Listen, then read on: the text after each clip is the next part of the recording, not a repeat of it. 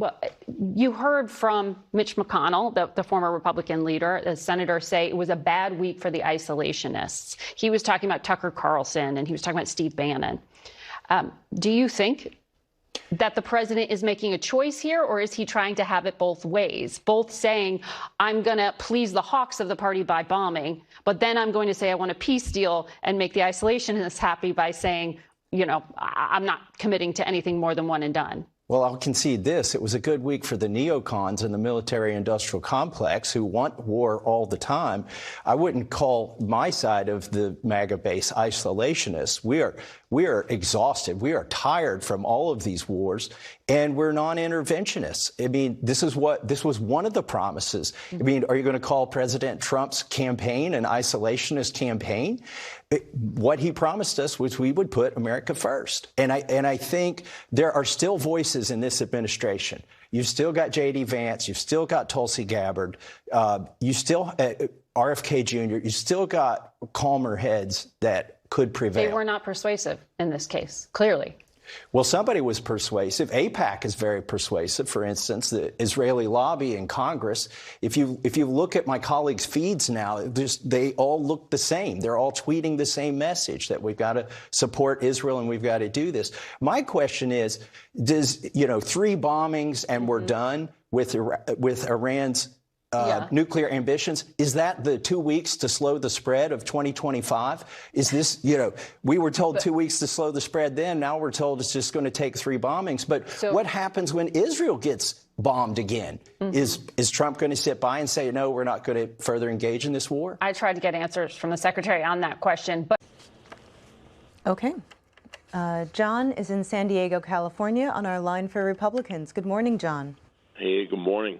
I woke up this morning on my X account, and there's a short clip of Trump just ripping into Bush on presidential debates and, complaining about how the country was lied to about the weapons of mass destruction. Well, I feel the same thing has just happened again to us. I am so disappointed in Trump, and I am a hardcore MAGA guy. And I had so much support for this guy, and I just feel betrayed about this. Trump has done the wrong thing. We've literally bombed the wrong country. Israel has been doing things over there that are just outrageous, un-American, slaughtering tens of thousands of people, attacking this Pearl Harbor-like attack on Iran. It's just outrageous.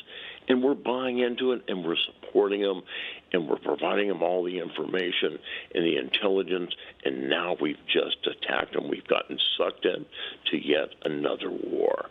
And it's just, I am so disappointed in this guy. He started off doing so many good things. He got rid of the dual citizenship staff members all around him. But now he's got these Raptor preppers around him. And it's just, I'm just disappointed this morning. And I was certainly hoping for him to be a real peacemaker out there, be a senior diplomat, and bring all the parties together and promote peace in that region. And that's not what he did. He's done the wrong thing, and I am disappointed. Thank you. President Trump spoke about intelligence connected to Iran's nuclear program and contradicted the assessment of his director of national intelligence, Tulsi Gabbard, speaking. Also dismissed any concerns on Meet the Press this morning. Congress can declare war or cut off funding. We can't be the commander-in-chief. You can't have 535 commander-in-chiefs. He had all the authority he needs under the Constitution. They are wrong. Joining me now, Democratic Senator Jeff Merkley of Oregon. He is a member of the Senate Foreign Relations Committee. Senator, thank you for being there. You can't have 535 commanders-in-chief. Your reaction to Senator Graham's argument that this is within President Trump's authority? Well, I'd encourage him to actually read the Constitution. Our founders were so concerned about the impact of war that they said this is not a decision that can be left to a single individual, and that's why the Constitution vests that authority with Congress. The president absolutely failed to follow the Constitution, and now we're in war without congressional authorization. We should debate a war powers resolution. Senator Kaine has one prepared that will ripen this coming week, and so I hope we deeply engage in that discussion. Even if that happens, the average American may say, well, what does that accomplish now? So explain your argument for doing that essentially after the fact. Well, the War Powers Resolution would say to the president, you cannot engage in additional hostilities with Iran without an authorization for the use of military force. That's a modern version of declaring war. Meanwhile, Chris, it's incredibly important to recognize we're at a pivotal moment where there can be a spiral of escalation that can lead to a much broader war.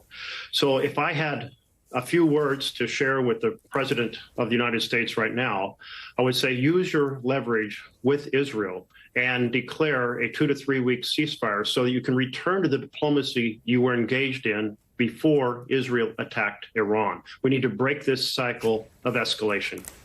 There's no doubt that their capabilities, Iran's capabilities, and even the capabilities of some bad actors aligned with them have been diminished.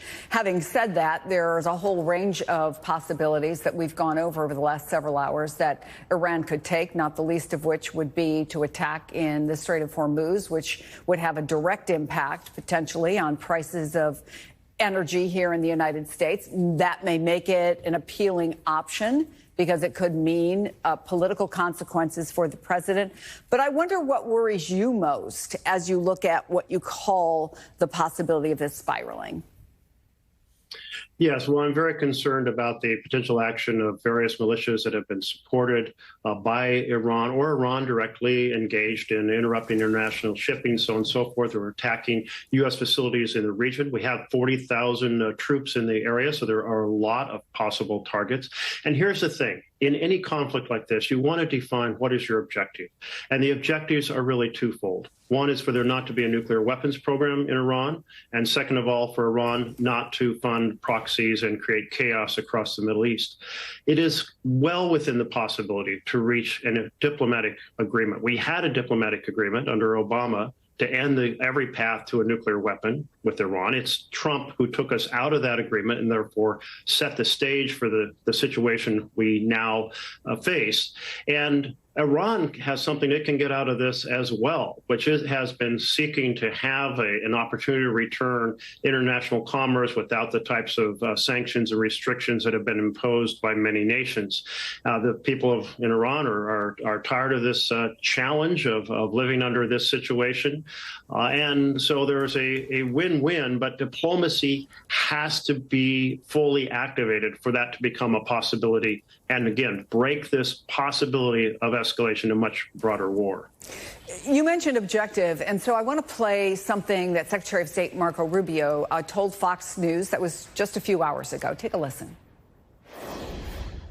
And I think the world today is safer and more stable than it was 24 hours ago. And a bunch of these countries putting out statements condemning us privately, they all agree with us that this needed to be done. They got to do what they got to do for, their own public relations purposes. But the only people in the world that are unhappy about what happened in Iran last night is the regime in Iran. Does he have a point, Senator? Well, actually, we need to remember, first, Iran had not made a decision to develop a nuclear weapon. Second of all, that Israel had already said it had reduced or created a timeline, set Iran back 2 to 3 years. There was no immediate threat to the United States. And the United States was deeply involved in diplomatic discussions at the time Israel struck Iran. So this was not an inevitable or necessary pathway that we're engaged in. It does violate the Constitution. It does create the risk of a much broader war. And that is why I really want to completely identify and emphasize the importance of a break in that escalation, a ceasefire. And Israel might say, well, we still have more targets we want to hit. Well, Israel owes certainly a lot of debt of gratitude to President Trump for stepping in as he did. So he has leverage. He should create that ceasefire and return and achieve those two key objectives through diplomacy. Let me ask you a couple quick questions before I let you go. Alexandria Ocasio-Cortez has called for the president's impeachment. At least symbolically, is there value to that? In my mind, that is not the emphasis right now. The emphasis should be the war powers resolution and preventing a broader war. And can I think an impeachment process would be a distraction. And can I ask you, Senator, how you learned about the strikes? I learned about it when I had a meeting scheduled with a rabbi who texted me and said, I imagine you're going to have to cancel your meeting.